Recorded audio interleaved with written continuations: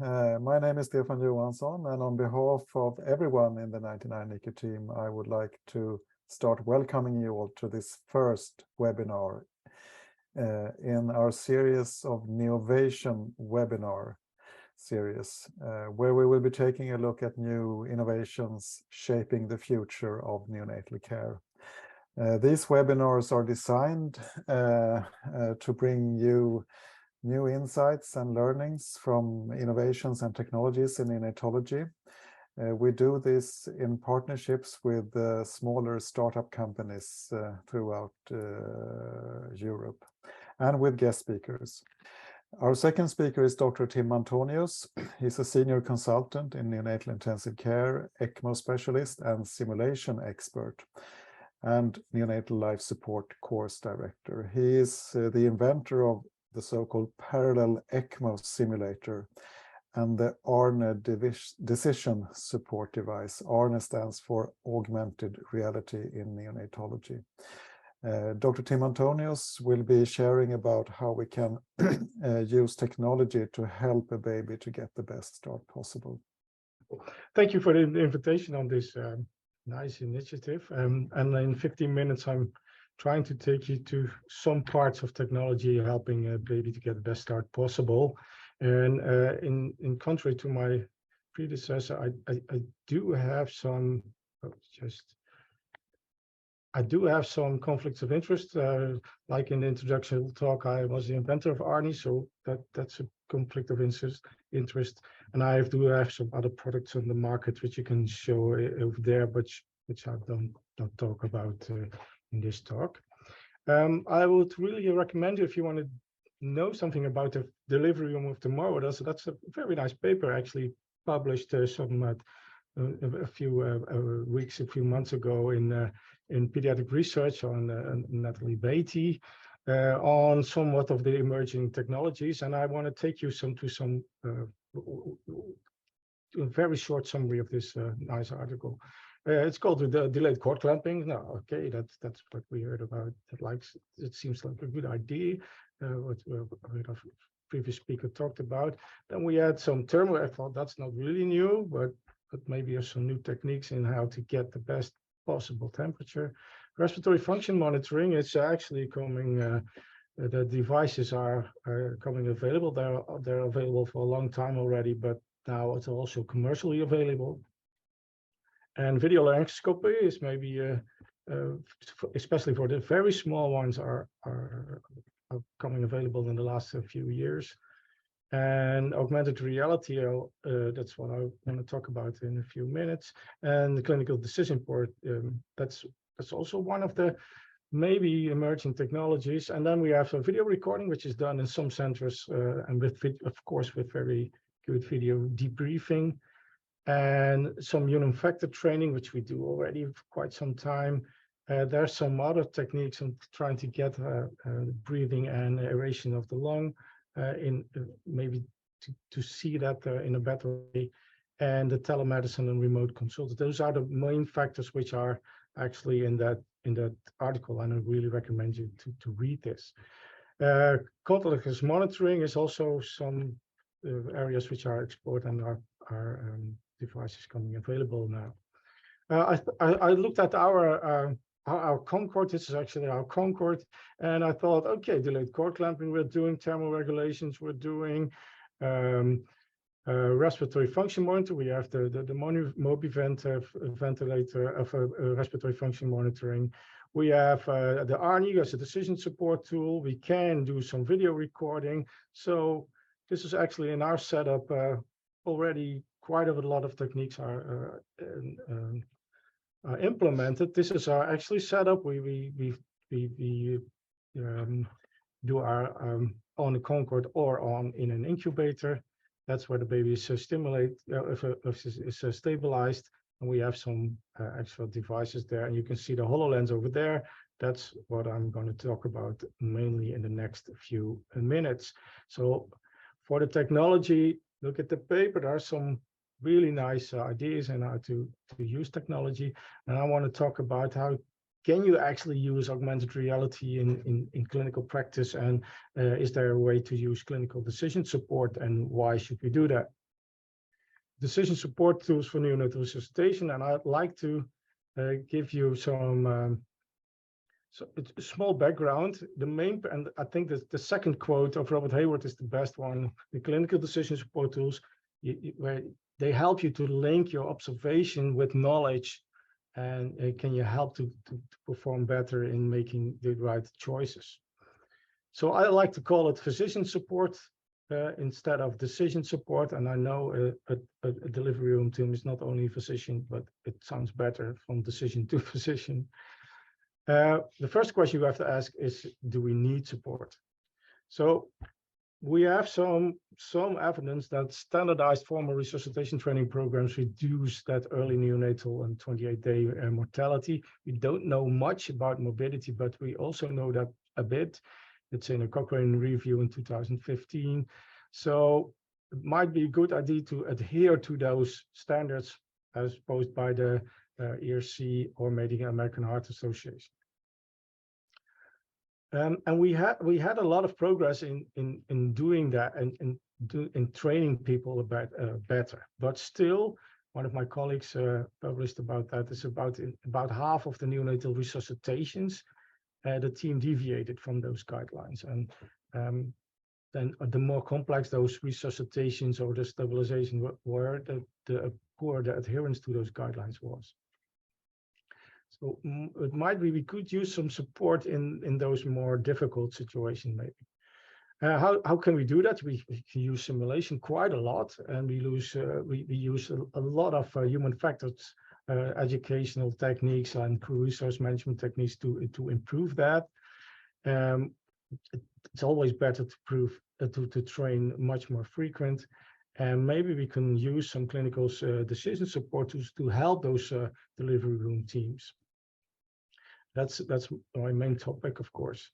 But we already have a lot of them: paper posters and paper cues and all kind of small handheld devices which help residents and maybe other caregivers to help to remember what to do. But we know the posters and the paper cues have no effect on the performance. So what's the goal of our decision support tools are actually to reduce that cognitive load of the following the algorithm, and that's one of the main goals of our clinical decision support tools. So we can actually concentrate on the tasks we have to do, but because the tasks are not really easy sometimes, airway management is not always easy. Doing a good having a good workflow on the Concorde is not always easy. So to reduce that cognitive load might help. There are multiple studies actually showing that works, but they're all in simulated resuscitation settings. Our colleagues in Stanford actually had already thought about this, and in simulation settings, they had a decision support tool, published it in Resuscitation in 2015, where they had the kind of iPad and then looked at whether that works. And yeah, that works. Fewer deviations from the NRP guideline. So that also in the neonatal simulated resuscitation seemed to work, but that device had no integration of vital parameters, no dynamic or nor adaptive algorithms. Structured resuscitation program does improve outcome. Poor adherence to guideline remains. Why don't we do that well? We don't know really that well. So what we wanted to achieve is with our clinical decision support tools and how to improve guideline adherence. That may be the easiest task to influence, and that might have a good effect on our outcomes. We don't know for sure, but that's the best we have now. So we thought about wearable devices like mixed reality or devices like the HoloLens. Just to be sure we're on the same page. Augmented reality actually overlays some digital information on real-world elements, and mixed reality helps us. We can actually interact and manipulate those physical and virtual items. So we started out with connecting the vitals and the monitored vitals from the baby to our tool, to our decision support tool, which was running on an augmented reality device, and this and the most easy one is the Microsoft HoloLens. So this is the device, you all know this. This is actually the lab. This is my son. He can easily, he can use it. It looks much better in our delivery room. And this is what you can see. So the interface actually showed you the heart rate, the O2 sats, the respiratory rate, and the temperature. It got you some main advice, then some sub-advice, your medications on the right, and on the left, some other information. So we thought that might be a good idea to do this way. So how does this look? That's floating above the baby, this holograms, and you can actually, the HoloLens talks to you about what will be your next step. This is moving actually, so this is filmed through the HoloLens, and that is floating above the baby. So you can do your thing and look at that at the holograms. For time purposes, I don't show you the whole video, but this is a way of how to use clinical support using augmented reality. And we did some study with this. And we published this last year in the Simulation in Healthcare, where we simulated setting, and we did try to look. We scored the pediatricians using the HoloLens as a decision support tool, and it actually did quite well. This is Kishan, which is a mobile setup, went to all the hospitals in the neighborhood, and tried to and did the study. So.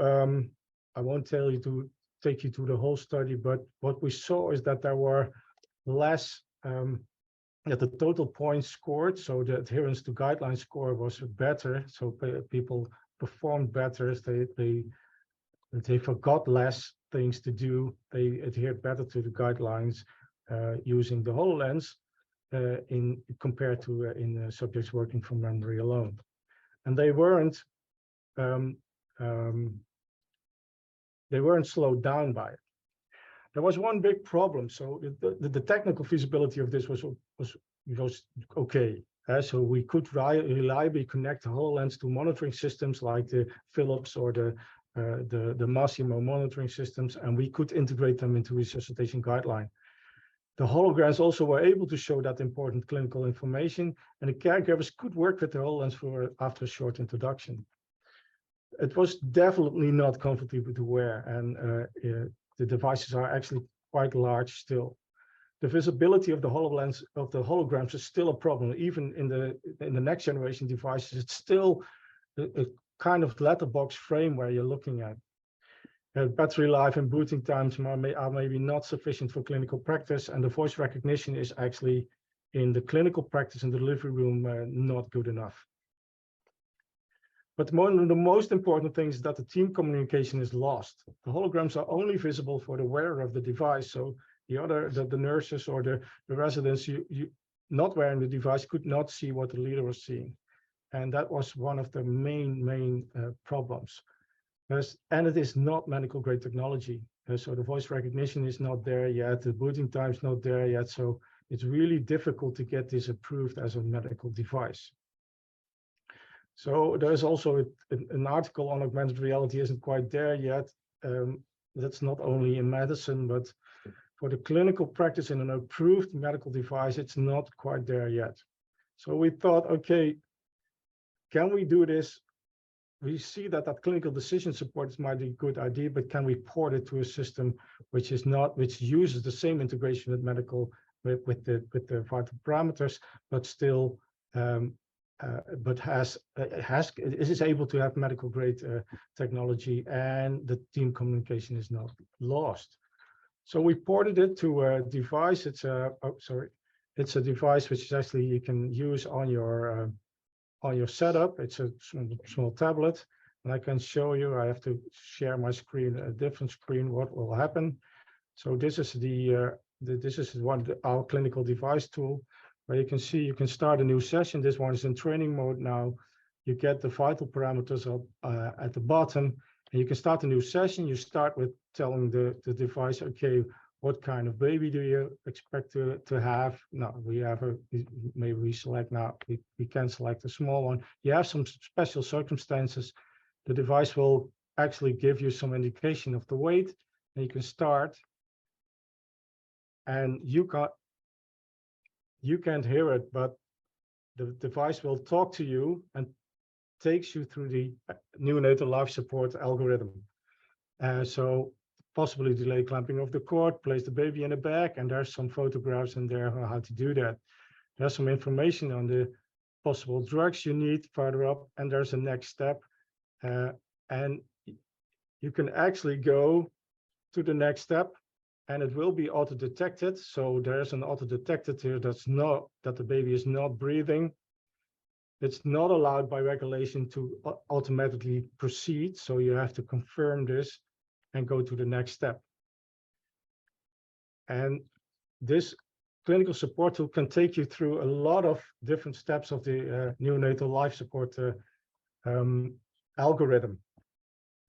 And it also, one of the feedback we got from pediatrician users is that there's always a next step. So that next step is always there. There's always might be another idea, maybe do this, maybe do that. So that clinical decision support tool can take you to the whole stabilization phase using the neonatal life support guideline as a guide. It takes away the cognitive load of memorizing what the next step will be in the neonatal life support guideline. So you can concentrate on the tasks. So we know clinical decision support are able to improve neonatal life support guideline adherence. We know mixed reality is definitely promising, but it's still not medical grade technology. We have to think about how to use that, and we're actually trying to find new ways of using that mixed reality. But for now, that's not medical grade technology yet. In future, that those devices will be much better, and maybe we can find some ways in using it, because I think that hands-free experience, that projection of holograms above the baby is actually really, it can be really helpful. But at this stage, not augmented reality, clinical decision support, yes, but maybe using other tools. That's my talk for now. Thank you so much, Dr. Antonius. Very thought-provoking presentation, I think. It's when I heard both of you, I was feeling I'm still in the delivery or resuscitation room of the 20th century. So now let's have a look in the Q&A session window and see what comes up. Maybe we can ask direct a question to you first, Tim. One question was about the hologram on the glasses and how they interfere with procedures you do, umbilical lines and intubation, or how is the feeling when you wear those glasses? That's a very good question. Actually, the lens is a see-through lens, but they're not that good to see through that you can perform your tasks quite well. So you have to look underneath them most of the time. And that's actually not, that's also a downside to these devices. And in future that will be better, but it will hinder you. So the best way, actually the best way that HoloLens worked was using the leader, having the HoloLens, and someone else with the real skills, doing the intubation or the umbilical cord cannulation or whatever. So yes, that is a problem still.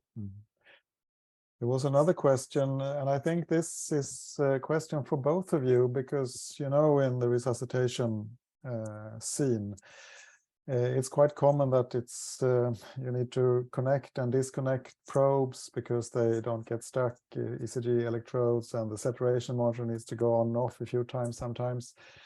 And both with the ARNE technology, but also in the delayed cord clamping setting, is this posing some special challenge in your different contexts, do you think? Because you need the data to take new decisions, either through augmented reality or when you are to do the cord clamping itself as such. I mean, shall I answer this first, please, Dr. Rudiger? Yeah. Yeah. But yes, but but actually the neonatal life support algorithm is actually about, is the baby breathing most of the time and what's the heart rate? So yes, that decision support tool actually uses that vital parameters, but it also, if it's not actually detecting some heart rate or getting some pulse oximeter signals, it actually asks you, okay, assess the heart rate. What is the heart rate? So we have, yes, that is a problem of connecting and disconnecting, but essentially you listen for, you can also listen for the heart rate if you don't have a signal, and the device will actually adapt to that. But no, that's my main answer, I think. So, Dr. Antonius, there is one question for you about what kind of data you present on the... Yes, I would really like to give them some more maybe AI generated advice, but you have to be really careful what to display on those holograms, because they're actually looking at very a fraction of what you're displaying. Yeah. So interface design is one of the main problems of these kinds of devices, I think. So there is a related question about the ARNE, about vital signs, as long as the monitor is not yet fixed. I'm not sure how to interpret. Do you understand the question, Dr. Antonius? Yeah, sure. Yeah. Yeah, if there's no monitor data, the device will just ask you, is the baby breathing? Okay. And it'll ask you, is the heart rate above or 60 or... Okay. And it does that. And if it has a detection, if it has a signal, then it suggests what to do, but you still have to confirm it. And that's due to regulations, medical device regulations. Okay. So I was thinking about one thing relating to the recording, video recording.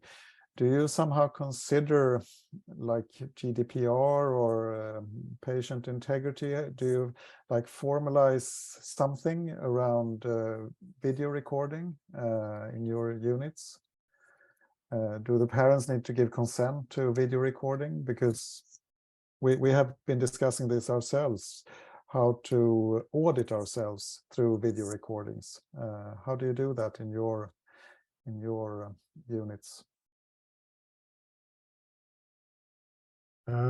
In our unit, we aren't there yet for video recording. In Leiden, in University in Leiden, they record the delivery room management for years now, but we're still having trouble, like you stated, in getting maybe some legal issues on, okay, is that recording part of the electronic patient file, or is this recording just for review? How do I get permission? Who's on that? Do we need permission for everyone in the room, or do I just film the baby? So for training purposes, we always video. For the simulation, we always video, but the video recording in the real, I think it's really valuable actually to do that, but there's still some hurdles we didn't cross yet. If we are looking into the future scope, 100 years from now, how do you think the resuscitation delivery suite context will look like, with technology and team, and what do you envision? I think one of the most important things I learned is what Professor Rudiger in the start of his talk said, that we might be more gentle, might be more, take your time. It takes time to do that transition correctly. And if we use technology like decision support and maybe tools to better document that the baby is actually breathing on its own and there's air inside the lungs, that might help us a bit in preventing us doing things which are not that beneficial, but maybe to help us to be somewhat more gentle in these kinds of things. I think, yeah, technology can help us to lose that cognitive load, to not jump on that baby, to make sure you do intervention only when needed. So that might be a benefit. reaching the time, 5 o'clock, and I would just like to